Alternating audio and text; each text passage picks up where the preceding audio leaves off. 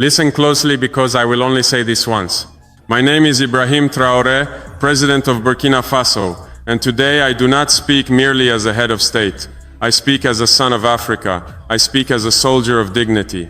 I speak as the voice of millions whose hearts burn with the same fire, the fire of freedom, of justice, and of a continent awakening from centuries of silence. We have been quiet for too long. Too long, we've watched our leaders whisper in closed rooms while our people starve in the open. Too long, we've bowed our heads to powers that see us not as equals but as tools. That era is over. We will not be silent, we will not kneel. And we will never again allow foreign forces to treat Africa like their playground. A few days ago, a message spread like wildfire. They say it came from Israeli Prime Minister Benjamin Netanyahu, a warning to African leaders to stay in line or face consequences. Whether he said it or not is irrelevant to me. The message was loud, arrogant, and unmistakable. That some still believe they can threaten, control, and dominate this continent. Well, I have a message of my own, clear, uncompromising, and rooted in truth. Not just for Netanyahu, but for every nation that still clings to the illusion that Africa is theirs to manipulate. We are not your colonies. We are not your pawns. We are sovereign, and we will fight for our freedom with everything we have. Let me take you back to Ouagadougou, our capital. The day I addressed the world, I didn't read from a script. I didn't need to. When you speak truth, the words come straight from the heart. The room was tense. Eyes locked onto me. Cameras rolled, and I said it plainly. We are no longer colonies. We are sovereign nations. If any foreign leader thinks they can threaten Africa into submission, they are gravely mistaken. The silence in the room was deafening. You could feel the weight of every word land like a stone in history. But I wasn't done. I leaned forward and made myself even clearer. Let me say this directly to you, Mr. Netanyahu. Burkina Faso does not answer to Tel Aviv. We do not answer to Washington. We do not answer to any force that believes it can buy us or bomb us into obedience. Every word I said, I meant. This wasn't just about Israel. This was about every foreign power that has ever tried to exploit Africa's resources, divide her nations, or silence her people. This was about centuries of theft, humiliation, and manipulation. This was about gold taken from our soil while our children die hungry. About borders drawn by colonizers who never spoke our languages. About oil pipelines that serve outsiders while our villages live in darkness. And I ended my speech with a warning, not a threat, but a promise. If you come for one of us, you come for all of us. Africa is not yours to threaten. Not anymore. You may ask, why speak so boldly, Traoré? Why not follow diplomatic channels like others before you? Because that's not who I am. And that's not what Africa needs. Too many of our predecessors wrote polite letters that were thrown in trash bins in Paris and Washington. Too many made quiet phone calls while foreign armies set up bases in our backyards. Too many believed that by staying silent, we could earn respect.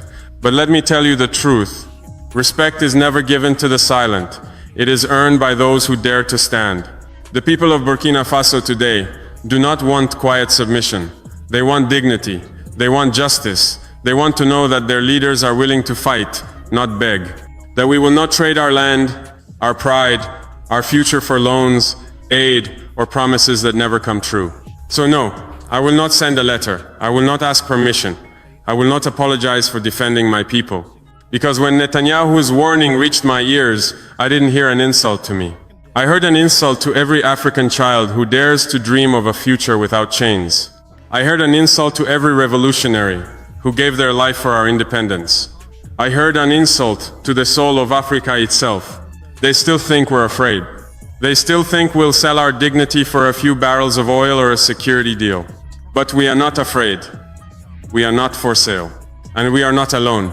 A new Africa is rising, one that refuses to be broken, one that stands shoulder to shoulder across borders drawn by colonizers. We are not Francophone. We are not Anglophone. We are not Lusophone. We are African. And we will decide our own future. So let this echo far and wide, from Tel Aviv to Paris, from Washington to Brussels.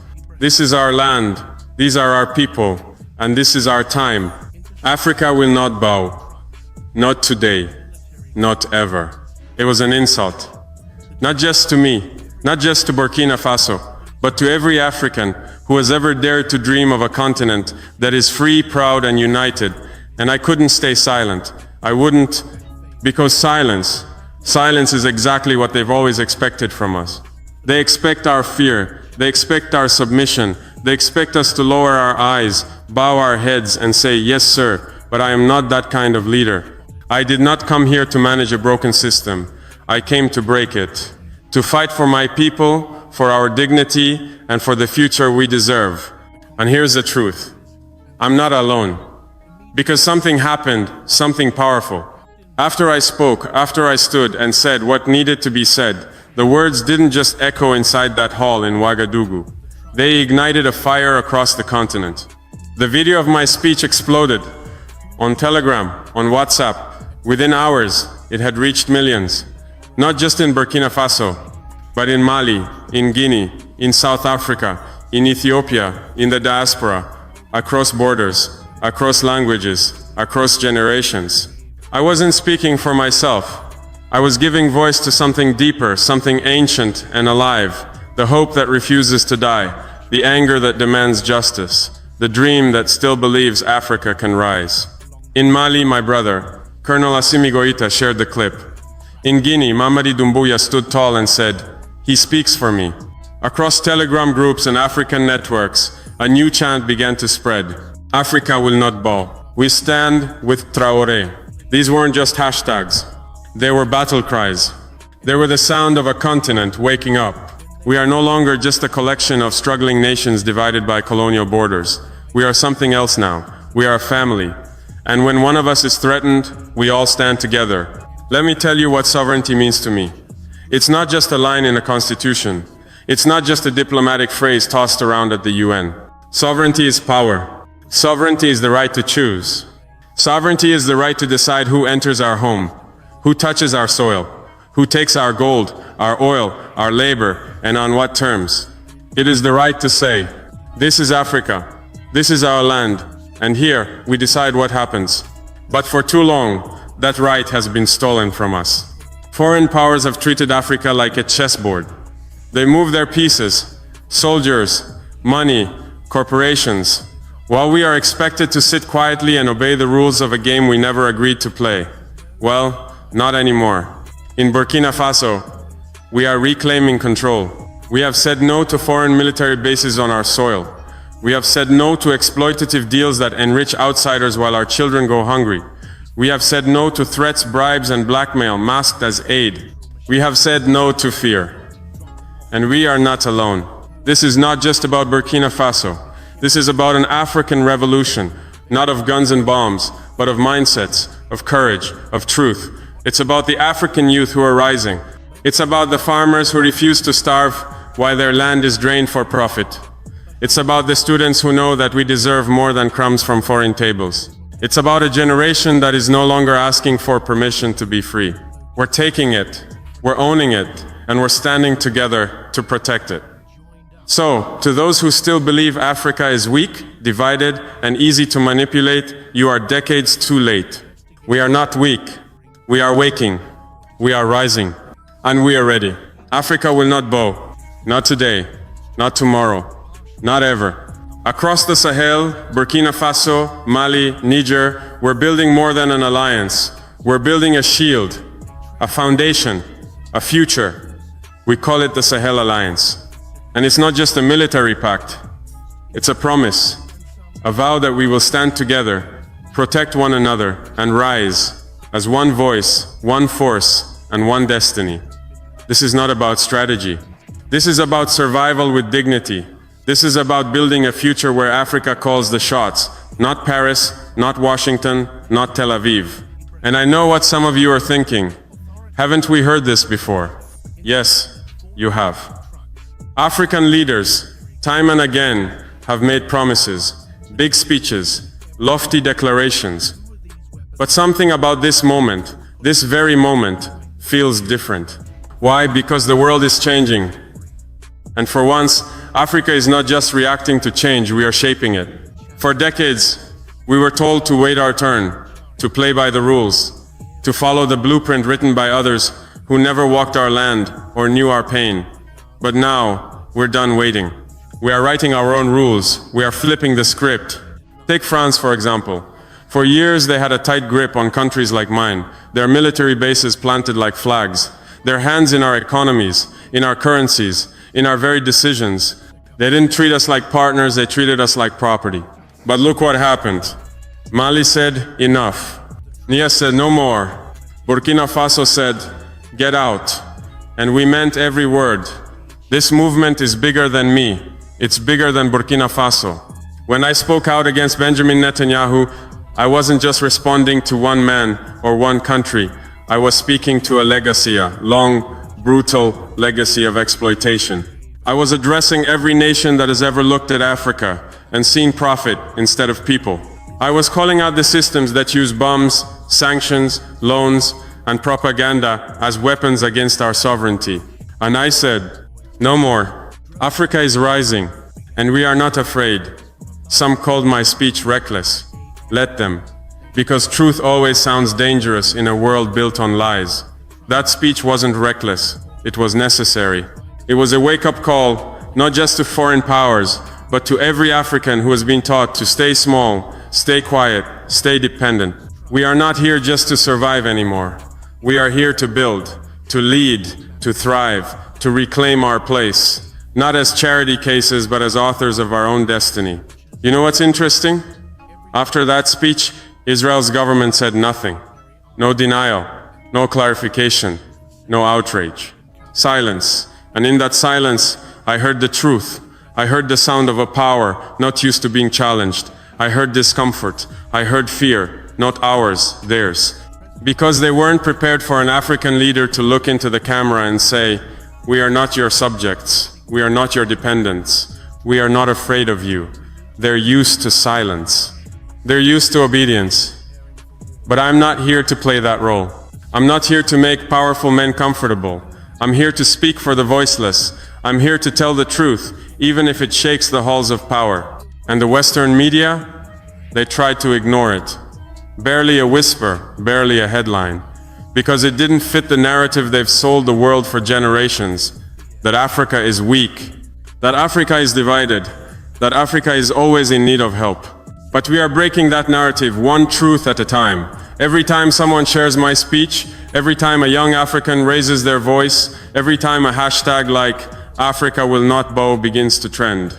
We are rewriting the story of this continent, and this time we're holding the pen. We are showing the world who we really are, not the version they've sold in documentaries, not the headlines they print in foreign papers, but the truth. Africa is awakening. I didn't ask to become a symbol. I never set out to be called a hero. I'm just a man, a son of Burkina Faso, a soldier raised in the dust of a proud land standing up for his people. That's all. But when I look around, when I see the flood of messages from young people in Kinshasa, from elders in Timbuktu, from mothers in Accra, fathers in Dar es Salaam, I understand. This moment is bigger than me. They call me a voice for the continent, a symbol of defiance. They say, if he can stand up to Netanyahu, we can stand up to anyone. And I see what they mean. Because when they see me speak without fear, they see themselves. They see a future where we are no longer ruled by fear, where we are no longer told to wait, to obey, to shrink. Let me be clear. I am not doing this for applause. I'm not chasing cameras or fame. I'm doing this because I believe in Africa. I believe in our power. I believe in our story. I believe in a future where we reclaim our name, our land, and our voice. I believe in the dreams of our ancestors, who fought colonial powers with nothing but courage and vision. And I believe in the youth of Africa, who are ready not just to survive but to lead. A new generation is rising on that refuses to beg for scraps while others feast on our riches. We're not asking for a seat at the table. We are building our own table. And it starts here with the Sahel Alliance. Let me tell you what this alliance truly means. It's not just a treaty. It's not a military move. It's a bond written in blood, in brotherhood, in belief. Burkina Faso, Mali, and Niger, we're no longer standing side by side as strangers. We are standing together as brothers. When one of us is attacked, all of us answer. When one of us is threatened, all of us rise. We are sharing what matters most. Not just resources, not just ideas, but strength, trust, and vision. We are proving that Africa can stand on its own 2 feet, that unity is not a dream, it is a strategy, that independence is not just the absence of colonizers, it is the presence of purpose. This isn't only about resistance, it's about reconstruction. We want schools where our children are taught the truth or history, not someone else's version of it. We want hospitals that save African lives, not sit empty as PR projects for foreign donors. We want economies that work for our people, not pipelines that drain our resources to enrich CEOs in Paris and London. This is just the beginning. The Sahel Alliance is the seed. But I dream of a forest. I dream of a day when the whole of Africa, north, south, east, west, stands as one. No longer francophone, no longer anglophone, not divided by flags or accents, but united, Africaphone, speaking one language, freedom. And to those leaders, foreign or domestic, who still think they can control this continent, I say this now, and let it echo from the deserts to the seas. Your time is up. Africa is not your project. Africa is not your experiment. Africa is not your backyard. We are rising. We are united. And we are just getting started. We are not your resource bank. We are not your battlefield. We are not your silent servants or your political playground. If you think you can buy our silence with money, if you think you can bend our will with bombs, if you think Africa will always kneel, then you haven't been paying attention. Because something is happening. Africa is waking up, and we are remembering who we are. We are the children of kings and queens, not beggars, not victims, not slaves. We descend from warriors, not cowards. From builders of kingdoms, not tenants in someone else's empire. We are not a footnote in someone else's story. We are the authors of our own, and we're ready to fight for it. To my African brothers and sisters, wherever you are, from the crowded streets of Lagos to the mountains of Rwanda, from the deserts of Sudan to the ports of Dakar, this is our moment. Do not be afraid. Do not let anyone tell you that Africa cannot rise. Do not let anyone convince you that we are too poor, too divided, too weak to stand on our own. Because that is a lie they've repeated for generations, and we are the generation that will bury it. Share this message. Talk to your neighbors. Organize in your communities. Support the leaders who fight for your children, not for foreign interests. Uplift the voices that speak truth, even when it shakes the world.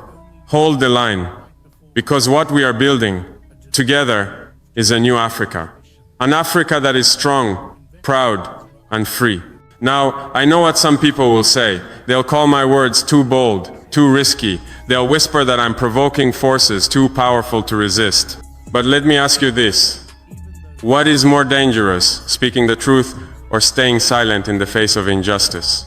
What's riskier, fighting back or continuing to be robbed of our dignity, year after year, generation after generation?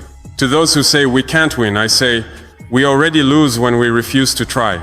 I spoke out because I believe in my people, because I believe we deserve more than handouts, more than threats, more than foreign masters disguised as partners. I believe we have the right to live free, to make our own choices, to shape our own future. If that makes some people uncomfortable, so be it. I am not here to keep colonizers comfortable. I am not here to smile politely while my people suffer. I am not here to be liked by those who disrespect us. I am here to fight for what's right, and I will not stop, not for applause, not for permission, not for anything. Because Africa deserves nothing less than the truth, and the truth is rising. If you truly believe that one day soon, Africa and Burkina Faso in particular will rise up as a powerful, free and sovereign nation, then don't just stop at believing in your heart. Take action by leaving us a like, a comment full of hope and energy. Let's pray together. Let's give strength to make that great dream come true, not only in our thoughts, but in every step we take. Because the revival of our mother continent is not a matter of one person, nor does it start with weapons or money, but it starts with the strong belief in the heart of every African. Only when we are united, when we constantly inspire each other, can great changes happen. And if you also want to be part of this historic journey, part of the story that many generations are waiting for, click the subscribe button now. Join us, where the voices of Africans are heard, where stories of resilience and hope are shared. Together, we will not only witness, but create a new Africa, one that is strong, self-reliant, and shining on the world map.